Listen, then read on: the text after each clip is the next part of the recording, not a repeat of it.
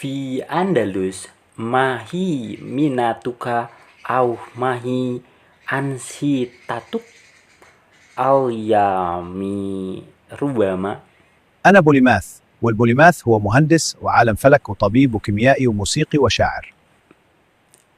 ما هي لك ترات أولك صفات التي نجحت في اكتشافها؟ تجارب الطيران بالطائرة والشراعية علمتنا أن نحن عاليا ونتحدج أجسام جانبيا. بالرغم من الألماني ألا مع البعض.